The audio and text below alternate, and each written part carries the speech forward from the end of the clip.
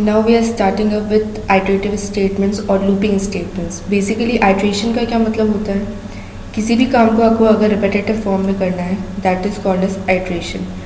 So for that we use some loops. There are 4 types of loop in JavaScript. First for loop, second while loop, third do while loop, and there is another one that is for in loop, that is especially for array. Now suppose we want to print hello 10 times. सो जितना भी अपन ने पढ़ा है उसके according तो हमें क्या करना पड़ेगा, document dot right hello 10 times लिखना पड़ेगा. सिमिलरली अगर उसी टास्क को हमें 100 टाइम्स करना हो तो वही 100 टाइम्स हमें लिखना पड़ेगा. But it is not a feasible thing कि अब 100 टाइम्स 1000 टाइम हम उसको लिखते जाएँ. तो उसी चीज़ को समराइज़ करने के लिए लूप का यूज़ किया जाता है. तो सबसे पहले हम बात करते हैं फॉर लूप की.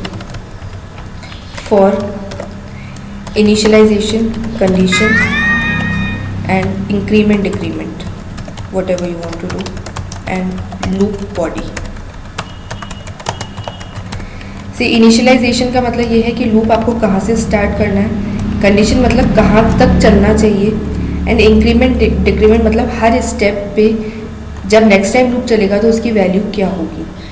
सो एक एग्जांपल देखते हैं. जैसे मैंने अभी आपको बताया कि अगर 10 टाइम्स मुझे हेलो प्रिंट करना है तो क्या करेंगे, for i equals to 1, i less than equals to 10, मतलब i की वैल्यू 1 से स्टार्ट होगी और कब तक चलेगी, जब तक i की वैल्यू 1 से कम है या सॉरी 10 से कम है या 10 के बराबर है. प्लस अगर हमें 10 टाइम प्रिंट करना है हेलो, इट मीन्स i की वैल्यू कितनी बार इंक्रीमेंट होनी चाहिए, ईच टाइम 1 टाइम, मतलब हर बार 1 से इंक्रीज होनी चाहिए वो, right. Document dot right, now we are going to write hello, save, execute, you will get hello 10 times. इसी चीज़ को अगर हम 100 कर देते तो हमारा काम क्या हो गया, आसान हो गया कि हमें 100 टाइम्स 10 टाइम्स एक स्टेटमेंट को बार बार नहीं लिखना पड़ा, हमारा काम सिर्फ 3 स्टेटमेंट में समराइज हो गया है. ना हम देख रहे हैं कि जो आउटपुट आ रहा है वो सेम लाइन में आ रहा है. तो अगर हम यहाँ पे br लगा देते हैं तो क्या होगा, आउटपुट आपका नेक्स्ट लाइन में डिस्प्ले हो जाएगा, राइट. नाउ ये लूप वर्क कैसे कर रहा है, सबसे पहले i की वैल्यू होगी 1, कंडीशन चेक होगी 1 लेस देन 100, कंडीशन ट्रू है, आउटपुट प्रिंट होगा हेलो और प्लस नेक्स्ट लाइन में आ जाएगा. नेक्स्ट टाइम के लिए i की वैल्यू इंक्रीमेंट होकर हो जाएगी 2, कंडीशन चेक होगी 2 लेस देन 100, कंडीशन ट्रू है. इस similarly this loop will go on till the value becomes 100. जैसे ही i की वैल्यू 101 होगी, कंडीशन यहाँ पे क्या हो जाएगी, false. 101 less than equals to 100, condition is false. As soon as the condition becomes false the loop will break, मतलब loop खत्म हो जाएगा एंड आपका ये एक स्टेटमेंट एग्जीक्यूट नहीं होगा. तो अपने केस में ये 1 से लेकर 100 तक चलेगा एंड जैसे ही i की वैल्यू 101 होगी लास्ट, उसके बाद कंडीशन फॉल्स हो जाएगी, फॉल्स होने पे लूप के बाहर आ जाएगा. अब इसी तरीके से मुझे प्रिंट करना है 1 से लेकर 100 तक की काउंटिंग प्रिंट करनी है. तो उसका भी अभी तक अपन ने जो तरीका पढ़ा है 1 2 3 4 100 टाइम्स लिख दो और डॉक्यूमेंट डॉट राइट के अंदर. But obviously this is not the feasible way. So what you will do, let's save this page for1.html and i की वैल्यू हमेशा क्या हो रही है, फर्स्ट टाइम 1 है, सेकेंड टाइम के लिए 2 है. इसका मतलब i के अंदर हमारी काउंटिंग प्रिंट हो रही है, काउंटिंग सेव हो रही है जो हम प्रिंट करवाना चाहते हैं. तो हम i क्या है, एक वेरिएबल है, तो सिंपली i को हम क्या करवा देते हैं यहाँ पे प्रिंट और plus br. Let's execute for1.html and you will get the output. How it is working, i की वैल्यू 1 है, 1 लेस देन 100, कंडीशन ट्रू है, i प्रिंट हो जाएगा, मतलब i की वैल्यू प्रिंट होगी. अगर ये i डबल कोट्स में होता तो as it is i print होता, बट अभी हमने डबल कोट्स में इनक्लोज नहीं कर रहा है. इट मीन्स हम वेरिएबल की बात कर रहे हो, वेरिएबल की वैल्यू क्या है 1. सेकेंड टाइम i की वैल्यू 2 हो जाएगी, कंडीशन चेक होगी, 2 प्रिंट हो जाएगा. Similarly the loop will go on till i की वैल्यू क्या हो जाती है, 100 हो जाती है. जैसे ही i की वैल्यू 101 होगी वैसे ही लूप की कंडीशन फॉल्स हो जाएगी एंड वो लूप एग्जीक्यूट होना बंद हो जाएगा. Now let's take some other examples also. Like मुझे ये देखना है कि 1 से लेकर 10 के बीच में कितने इवन हैं कितने ऑड हैं, ठीक है। तो मतलब अब मैं जो आपको इम्प्लीमेंटेशन बता रही हूँ वो बता रही हूँ फॉर विथ इफ़, कि फॉर के अंदर इफ़ को आप कैसे यूज़ कर सकते हैं। Suppose what I want is कि जो 1 है वो बोल्ड में आए, 2 इटैलिक में, 3 bold, 4 italic. Now you can like imagine 1 मैंने बोला बोल्ड, फिर मैंने बोला 3 को बोल्ड करना है, फिर मैंने बोला 5 को बोल्ड करना है, मतलब ऑल्टरनेट नंबर बोल्ड हो रहा है। इट मीन्स अगर हम पैटर्न देखें तो जो ऑड नंबर है वो बोल्ड में दिखने चाहिए और इवन नंबर दिखने चाहिए इटैलिक्स में।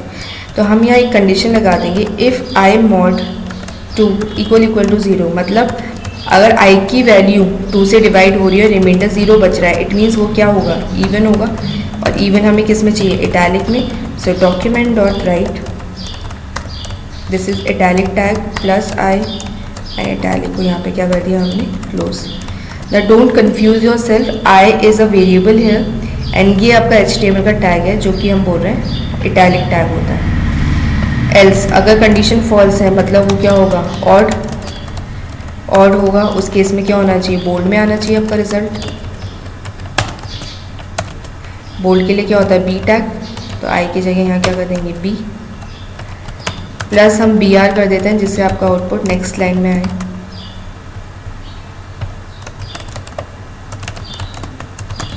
Save and execute.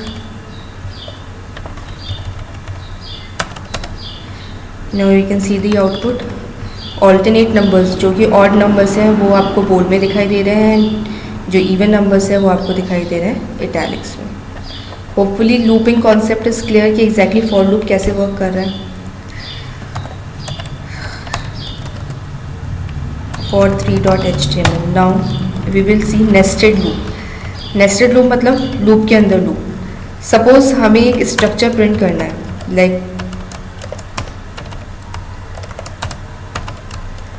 This one.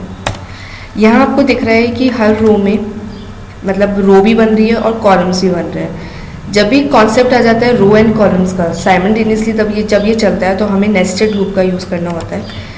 तो बाहर वाला जो लूप होता है मतलब outer loop, it will work for row. मतलब ये जो आई लूप हम बात कर रहे हैं वो किसके लिए वर्क कर रहा है, रो के लिए। मतलब ये फर्स्ट रो बनाएगा, फिर फर्स्ट रो में कितने कॉलम्स बनने चाहिए। अब आप ये देख रहे हैं इस पैटर्न को अगर हम थोड़ा ध्यान से देखें तो जो रो का नंबर है उतने ही यहाँ क्या होने चाहिए, स्टार होने चाहिए। तो जो कॉलम वाला जो रो आपका वो चलेगा loop, that is J loop, वो कहाँ तक चलना चाहिए, लेस देन इक्वल्स टू आई तक चलना चाहिए। क्यों, क्योंकि जितने हम जो रो का नंबर है उतने ही उसमें कॉलम्स बनने चाहिए और उतने उसमें स्टार्स होने चाहिए। तो यहाँ पे हमने लिख दिया डॉक्यूमेंट डॉट राइट एस्ट्रिक्स। जैसे ही आपकी एक पूरी रो कंप्लीट हो जाएगी, मतलब एक रो के सारे सेल्स कंप्लीट हो जाएंगे, तो क्या होना चाहिए, BR नेक्स्ट लाइन में आना चाहिए। BR नहीं लगाएंगे तो आउटपुट आपका सेम लाइन में आएगा। Let's execute this page for 3.html। You can see the output here. Now how it is working, I am briefing it out. First आई की वैल्यू 1 होगी, लूप चलेगा 1 से लेकर 1 तक, मतलब 1 टाइम स्टार प्रिंट हो जाएगा 1। BR होगा, आई की वैल्यू हो जाएगी 2, लूप चलेगा 1 से लेकर 2 तक, मतलब ट्वाइस 2 स्टार प्रिंट हो जाएंगे। नेक्स्ट BR, आई की वैल्यू जब हो जाएगी 3 तो 1 से लेकर 3 तक लूप चलेगा, मतलब थ्राइस 1 2 3 3 स्टार चले बनेंगे। नेक्स्ट BR, आई की वैल्यू जैसे यहाँ 4 हो जाएगी, कंडीशन फॉल्स हो जाएगी एंड वो लूप से बाहर आ जाएगा। In this way this loop is working. Hope you guys understood the concept of loop, किस तरीके से फॉर लूप वर्क कर रहा है और लूप का क्या यूज़ है, and how you can easy up your task by using loop. We will start with while loop and do while loop in the next tutorial. Bye.